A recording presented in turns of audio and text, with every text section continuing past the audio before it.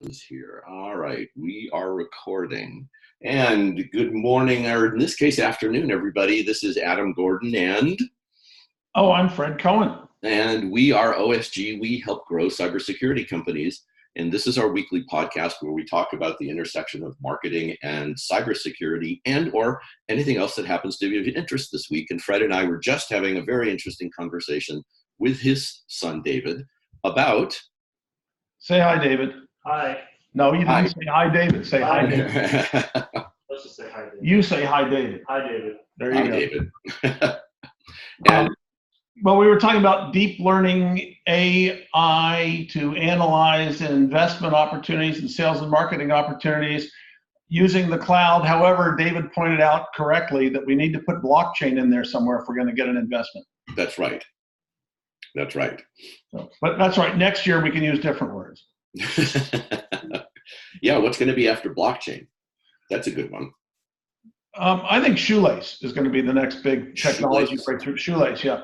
Okay. So it's going to be deep learning shoelace AI using, but neural networks has got to go away. You have to replace that with, let's see. Oh, wait, there was a production systems was an early AI technique. So we'll say we're use production systems instead of neural networks for deep learning. So it's a deep learning production system. Now, actually, that's an interesting topic, I think, because Fred, it sounds like some very strong opinions about AI and how and where and why it's used and talked about. So, I have an expression when people say AI, I say, AI. That's 4 times AI. It's the deep learning AI. Over the years of effort, I've come to the deep learning about AI. or it's a headache, I don't know. But in any case, so we did have a topic before we started talking about Google and what they're doing. We had another topic that we had in mind for today. Okay. Did we? Well, in general, we've been talking about the power of brands and how that works to help companies figure out their long-term strategy and like what they need next week. And so we've been talking about that for a couple of weeks. Was there a new aspect of that? Being as Thanksgiving is tomorrow, we can talk about some of the turkey companies we've encountered. Yes. Well, as a relative newcomer to this world of investing, I have definitely encountered, I think, some of the classic, oh my God, I can't believe somebody just actually said that to me. Like this guy who said that he had this thing that I needed to come see. So I went up to the Bay Area to see it, which for me is a 90-minute drive. And it turned out to be something that looked like a cross between Facebook and LinkedIn. And he wanted, as he said, I'm only looking for $100,000. I don't think I need to put any business models together to get that. And he is correct. He need not bother putting together a business model. That's right. I think it's going to be hard to get the $100,000 without one, but weirder things have happened in life, God knows. So, what was it? P.T. Barnum said there's a sucker born every minute. Every minute, yep. Yep. And he also had people going to the egress. Going to the what? The egress. The egress? Oh, you don't know about? So yeah, he had signage that said this way to the egress. So that people would go to the egress, they'd get outside and they'd have to pay to get back in. Now that's clever. I like that. Apparently nobody was mad about it, They just assumed egress was something that they wanted. Well, until they found out the egress was the exit, and then they knew something they didn't know before. Yeah. Hey, I had a boss that used to tell me that if the lessons you learn in life only cost you money, you're coming out ahead. And those nobody's getting out of here alive, Adam. Well, of course. So when you say coming out ahead, I'm not sure what you mean. All right. So were we going to get to an actual topic here, or is this just the pre-holiday, if you had too much turkey, what's the stuff that's in turkey that makes you go to sleep? Tryptophan? Tryptophan. Is it fan or fiend? I believe it's tryptophan. Well, okay, if you're a fan, I guess. I am a fan. Well, I used to be a fan of. I think there's a chemical thing about fiends versus fans, but I'm not sure. I'm In any sure. case, In any case, we could get to a useful subject. You know, we were both at the expo at the Keiretsu Forum investor startup investor expo. Is that right? Expo this week. Investment expo. Right. Right. Oh, last I week. don't know if it was startup, but in any case, Yes. you know, that was an event with a lot of companies. There was a company there that was talking about blockchain. There was. That's right. And they claimed to be somewhere in the order of a cybersecurity related company, right? They there was some relation to cybersecurity. Yes. Frankly, from a marketing standpoint, I wasn't clear what that was by the time I came away from talking to them for 10 minutes. So it didn't work for however they're marketing, it didn't work for me. But yes, there was, I forget the name right now. Yes, which probably demonstrates the extent to which their marketing was highly effective. However, the one I did remember that we saw that I thought was really interesting was Pattern Computer. Yeah, that and they emailed me and I thought it might be interesting. Oh, so there's a nice graphic on the screen, and the question is, can you see the relationships in this data set? So on that note, hey Dave, come over here for a minute. Yeah.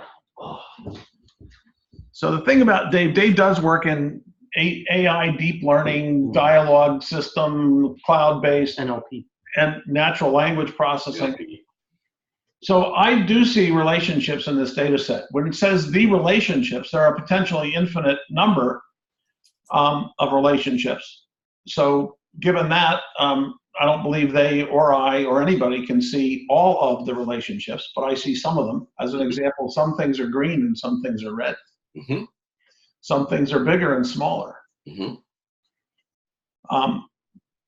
Some things are moving around at different paces than other things and in different directions. So what?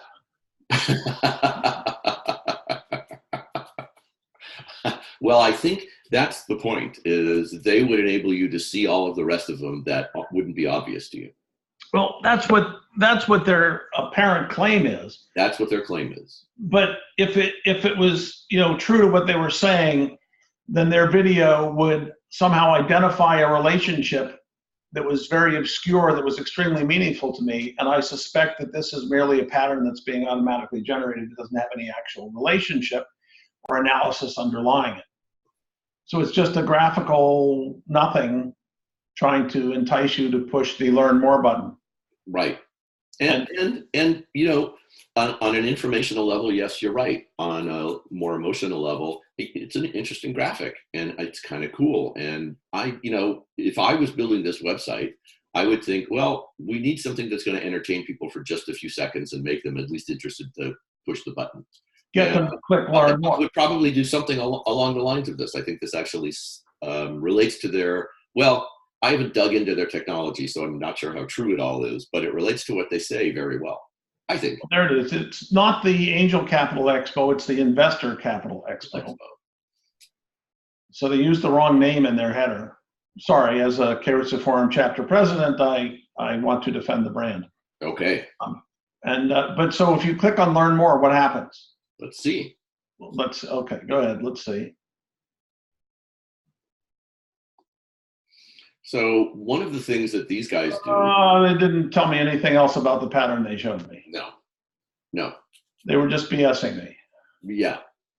These are case studies. And now I have to use my rational brain. After that brilliant, you know, right-brained, oh, cool, push the button. Now I'm down to not so cool, text-based content passing, right? Yeah. And it's from a marketing standpoint, that's a really tough barrier to ask people to cross, and a lot of people don't realize they do it.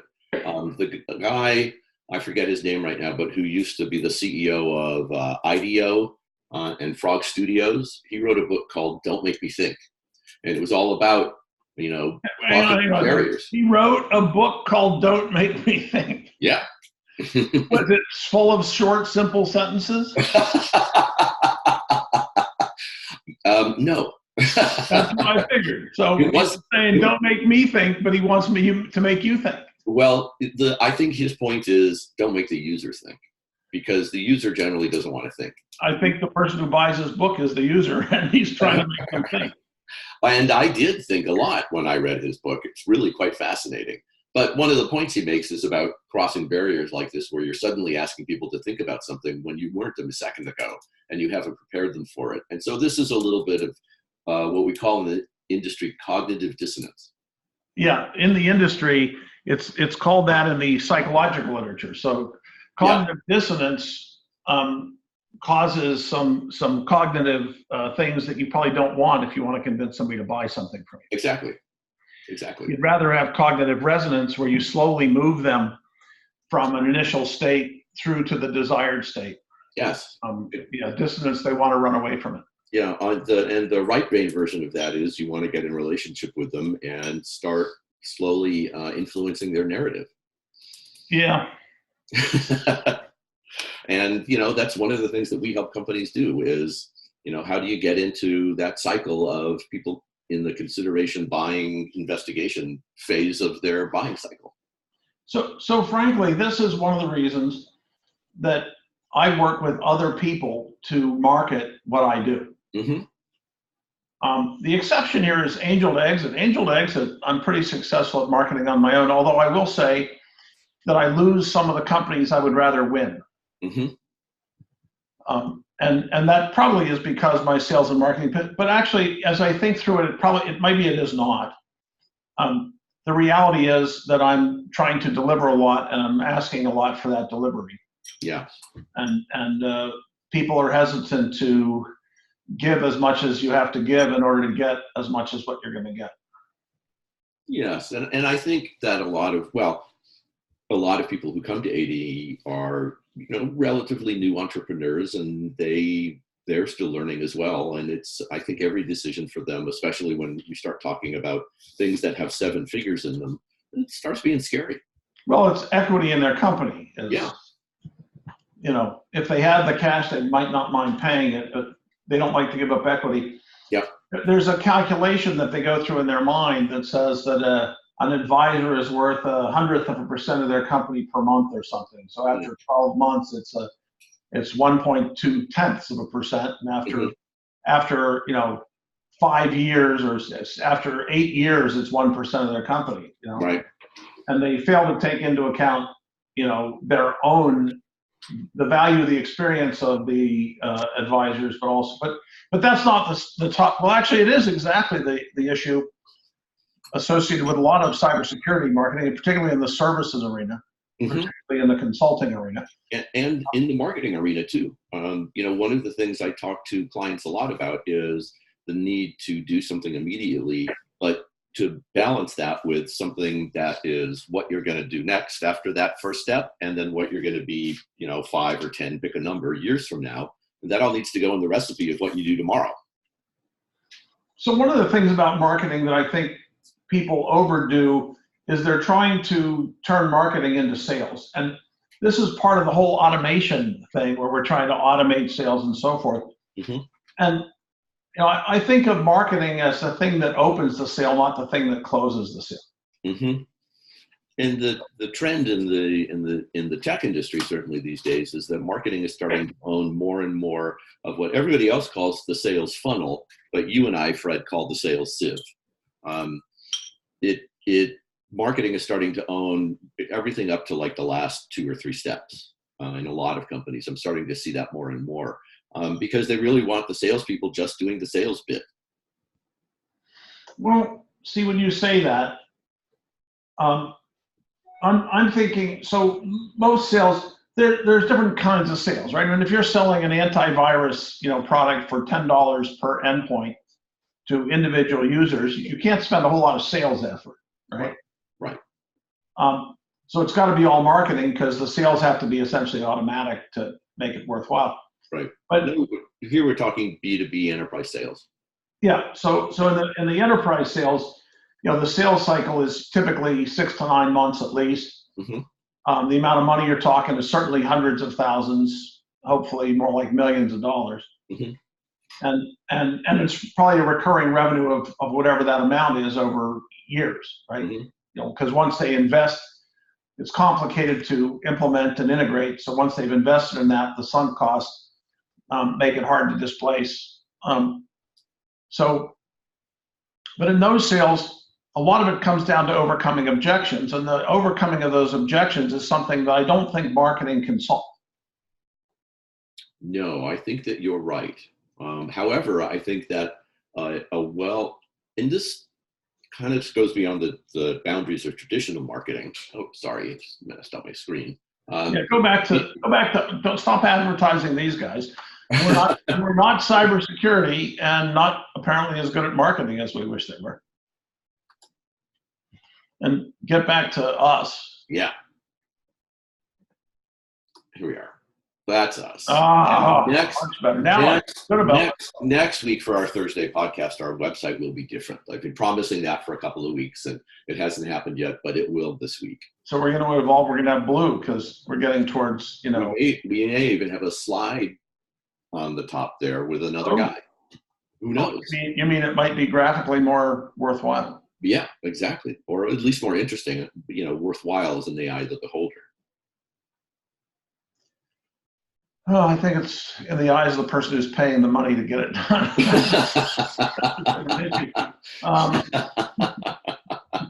Or in the eyes of the people you want to pay you because you've done this. Fair enough. Yeah. All right. So you were saying about what marketing cannot do. So one of the things marketing should be able to do is reduce the number of objections. Yes.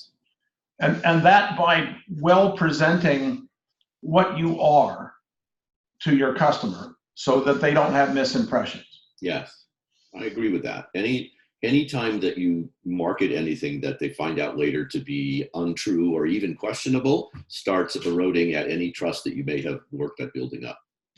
No, it's not so much the untrue or anything like that. It's just the clarity of understanding of what it is. We were talking. Well, I was emailing you very early this morning about a possible company name change. Mm-hmm.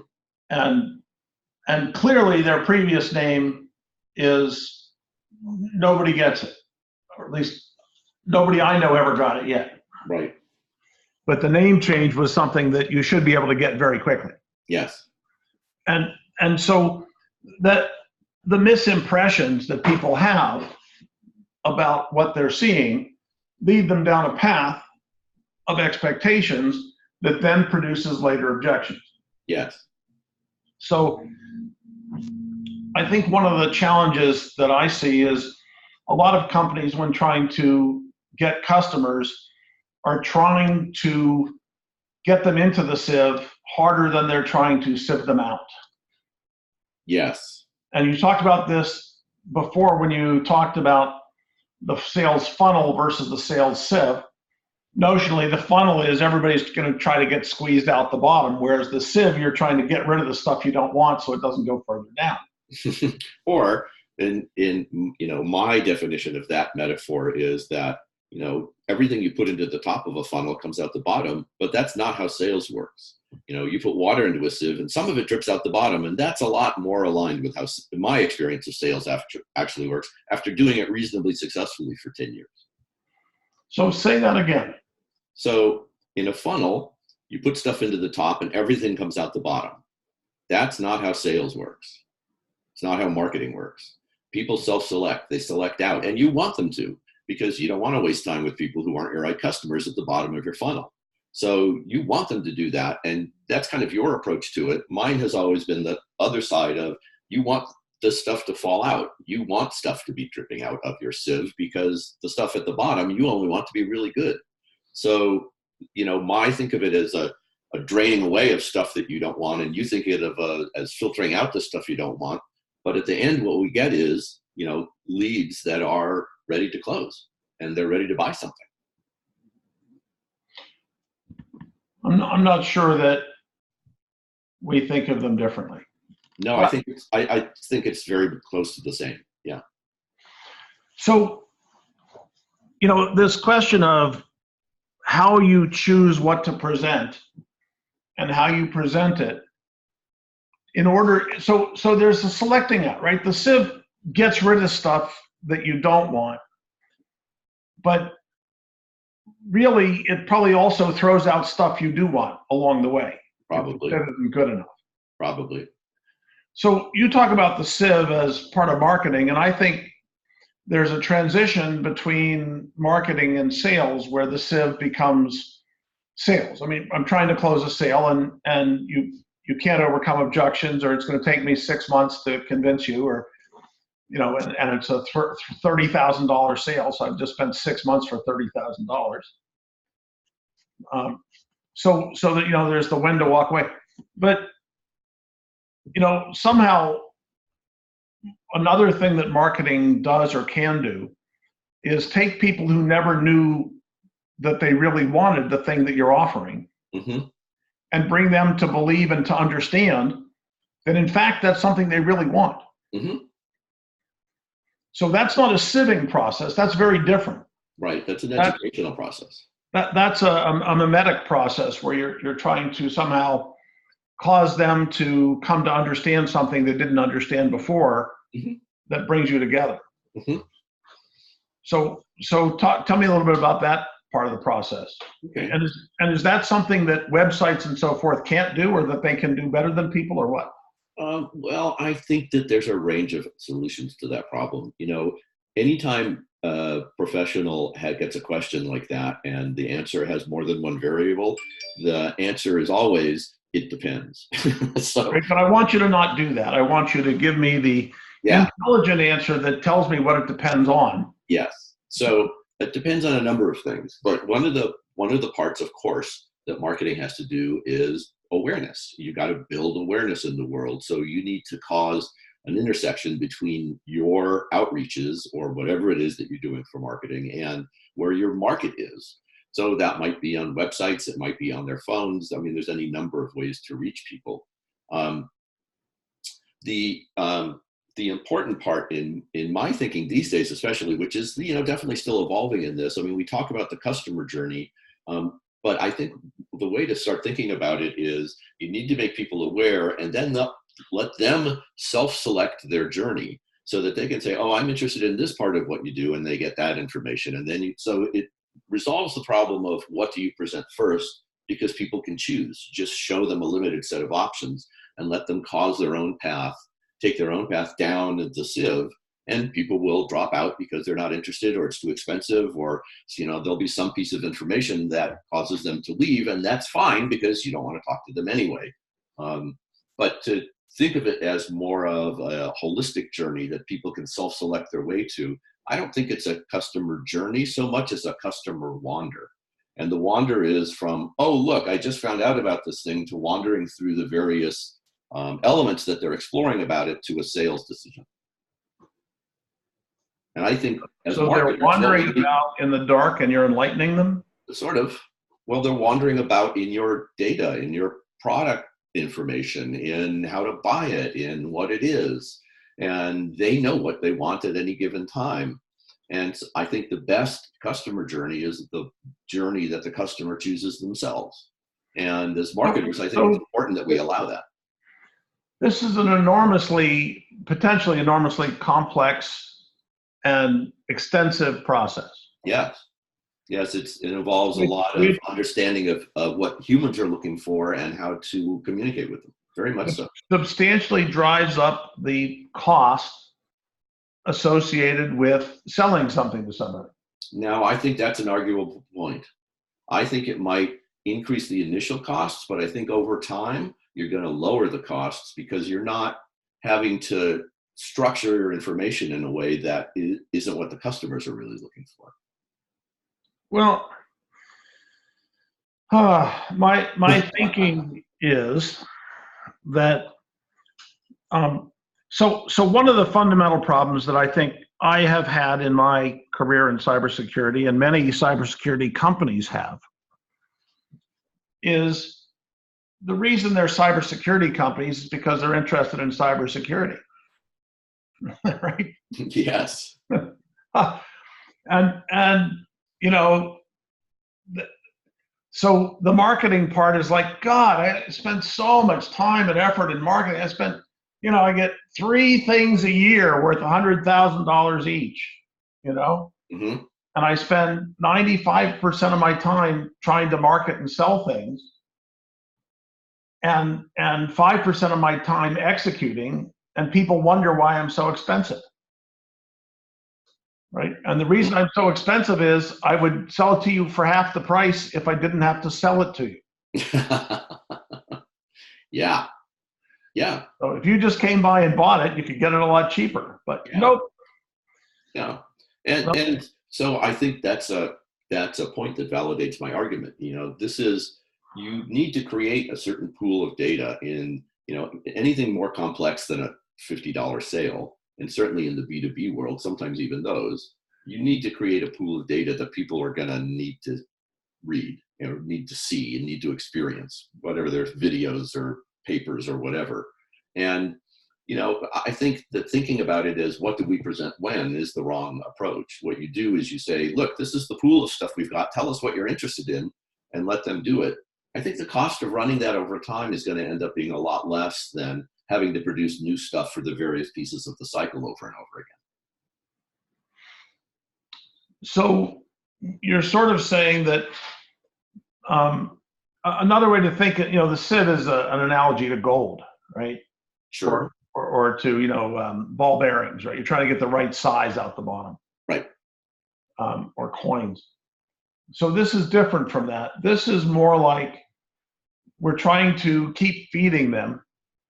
And the more stuff they eat, the bigger they get. And when they're heavy enough, then they'll fall through the paper and buy something. Right? Yes, that's not a bad metaphor for that. It's rather amusing to think about. The brain picture is very funny, but yes, that's basically the idea.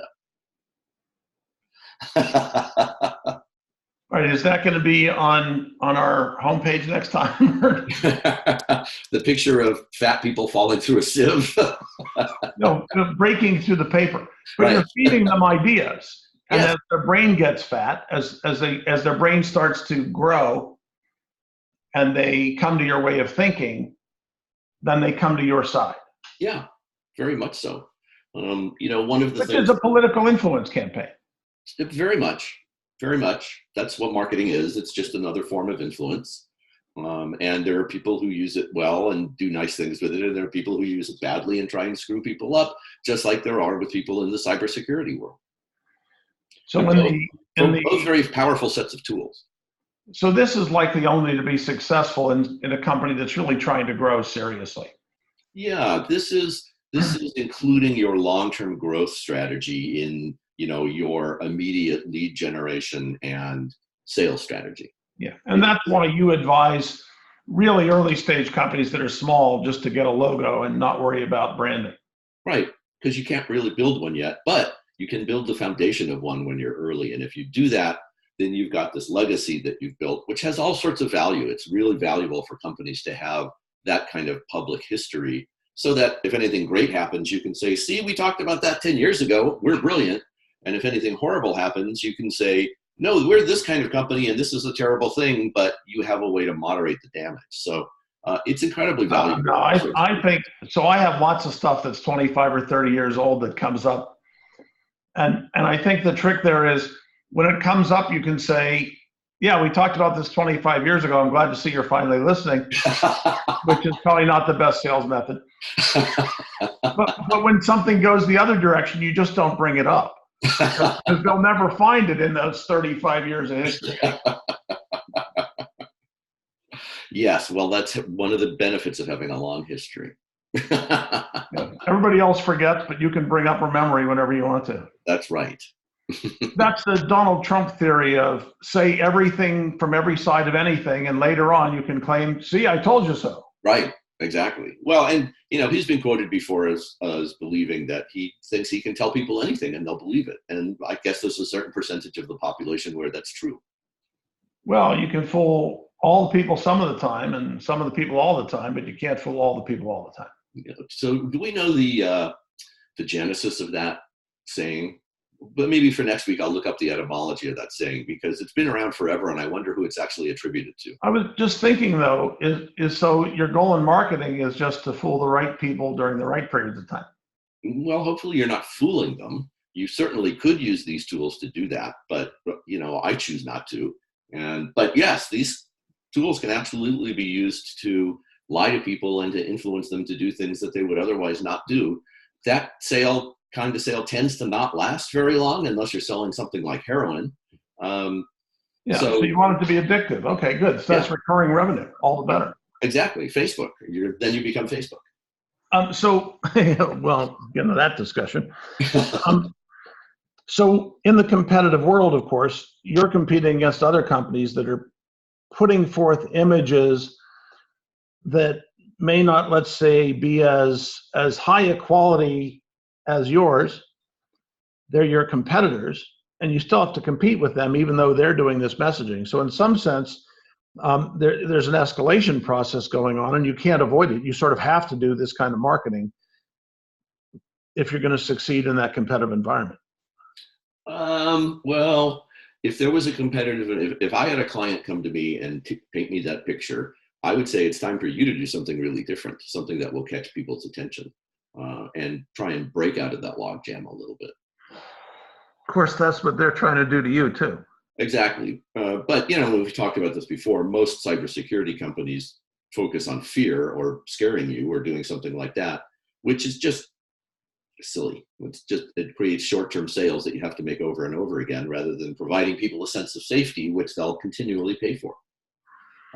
As long as they're continuously aware of the fear outside from which you're making them safe. That's a good question, actually, Fred. That would be interesting to test. We had rain here last night, and it was pretty severe rain, and I was really glad I had windows. Yes. So it reminded me that the outside could come inside, and I didn't really want the outside inside, but I did want to look out and be able to see it to make sure it wasn't coming too fast. I had to get out of its way. So, and I think actually we've talked about this before. So you can't operate